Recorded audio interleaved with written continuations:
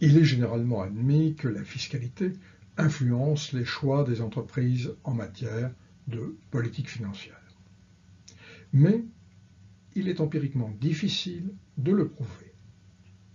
Les règles fiscales évoluent lentement et les changements font souvent l'objet d'intenses discussions dans les instances politiques. Aussi sont-ils largement anticipés par les marchés financiers et leurs effets, au moment de leur adoption, ne sont plus discernables dans l'évolution des cours boursiers. Dodge et Dick exploitent dans une étude publiée dans le Journal Finance un cas très particulier où le changement fiscal a visiblement pris de court les opérateurs et a eu un effet considérable sur la valorisation d'une classe particulière de titres. Ce changement brutal s'est produit au Canada en 2006 et a vu les titres cotés concernés perdre en moyenne 18% de leur valeur en quelques jours. En simplifiant, le système d'imposition canadien est double pour les détenteurs d'actions. Les bénéfices sont imposés au niveau de la firme et les dividendes distribués le sont au niveau des investisseurs. Il existait au Canada une structure juridique particulière qui donnait les mêmes avantages que celle d'une société par action, mais qui était exemptée d'impôt sur les sociétés, celle du trust. La chaîne d'imposition s'en trouvait dès lors réduite. Cette opportunité, laissée ouverte par le fisc canadien, a été largement exploitée entre 2001 et 2006, avec un nombre de trusts croissant. Les trusts ont représenté jusqu'à 70% des introductions en bourse sur cette période. À leur sommet, ils valaient environ 13% de la capitalisation totale du marché canadien. 39% de leurs titres étaient détenus par des citoyens canadiens dont les revenus étaient totalement imposables au plan local.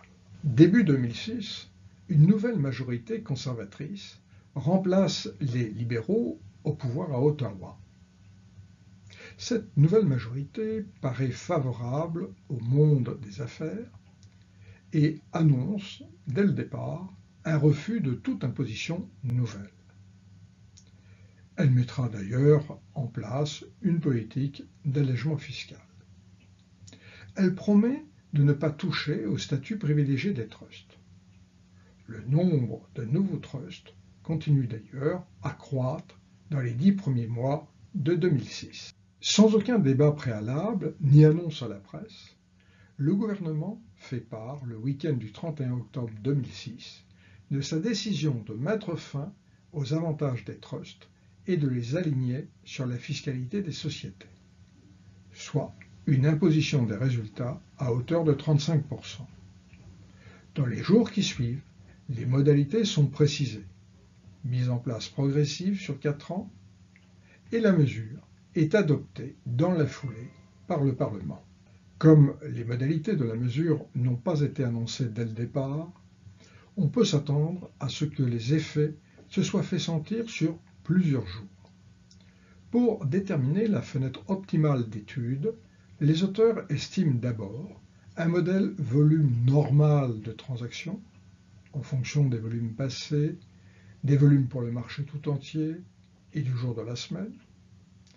Ils en déduisent les jours de volume anormaux. Les 10 jours qui contiennent le jour de l'événement et les 9 suivants répondent à ces caractéristiques. Pour estimer les effets sur la valeur boursière des trusts, les auteurs recourent à la méthodologie classique de calcul des rendements anormaux cumulés, ou CAR. Ces derniers sont traduits pour chaque trust en termes de valeur d'entreprise pour faciliter les comparaisons, les niveaux d'endettement pouvant être différents. Pour ce faire, les auteurs multiplient ces CAR par le ratio valeur des capitaux externes sur fonds propres. Les effets sont négatifs et significatifs, de l'ordre en moyenne de 15% de la valeur totale d'entreprise. Ces résultats illustrent l'effet que peut avoir la fiscalité sur la valeur des firmes. Par ailleurs, d'autres trusts qui n'étaient pas affectés par ce changement fiscal, les REITs, dans le domaine de l'immobilier en particulier, n'ont pas connu un tel déclin. Certes, la variation de moins 15% est plus faible que le montant maximum théorique, soit 31,5%, le nouveau taux d'imposition applicable. Selon d'autres résultats non repris ici, l'effet est plus marqué pour les firmes dont le taux marginal d'imposition des actionnaires est faible. Tout ceci suggère que les effets induits sont en fait très complexes. L'autre résultat patent de la suppression de cette niche fiscale est la disparition rapide de ces trusts. En 2011, il n'en restait que 19, par ailleurs de très petite taille, et pour lesquels les coûts de transformation juridique étaient manifestement trop élevés. Tous les autres avaient disparu. On dispose donc d'un cadre expérimental exceptionnel pour comprendre les effets induits par la fiscalité. Dans une première période, 2001-2006, on peut observer les changements de décision financière induits par une fiscalité favorable. Et dans une deuxième période, 2007-2011, on peut observer les changements en sens inverse, conséquents à la disparition de ces mêmes incitants fiscaux. Pour ce faire, Dodge et Dick mènent une série d'études sur des panels comportant à la fois des trusts et des sociétés cotées à Toronto, pour chacune des deux périodes. 4 décisions financières sont considérées: la distribution, l'endettement, la détention de trésorerie, les investissements. Les mesures de chacune sont régressées sur un vecteur grand X de déterminants habituels et sur une indicatrice qui vaut 1 s'il s'agit d'un trust et 0 sinon. C'est ce coefficient bêta associé à cette dernière variable qui est l'objet d'intérêt de cette étude. Pour bénéficier pleinement des avantages de la non-imposition des résultats au niveau du trust, ce dernier devait distribuer l'intégralité de ses résultats. Le modèle de première période met en évidence que le niveau de la distribution est significativement plus élevé pour les trusts. En revanche, durant la deuxième période, la variation du taux de distribution est négativement affectée. La fiscalité bouscule donc cette dimension financière. Concernant l'endettement, l'effet du passage au trust est négatif, car il n'y a plus d'incitation à bénéficier d'économies d'impôt à travers la déductibilité des intérêts. En revanche, en seconde période, l'abandon du trust est jumelé à une recherche de nouveaux boucliers fiscaux et donc à un effet positif sur la variation de l'endettement. Durant la première période, les trusts n'avaient aucune incitation à conserver de la trésorerie. Mieux valait la distribuer sans impôt aux actionnaires. L'effet est négatif et significatif. Quand la structure trust est abandonnée, il y a un retour vers plus de détention de trésorerie.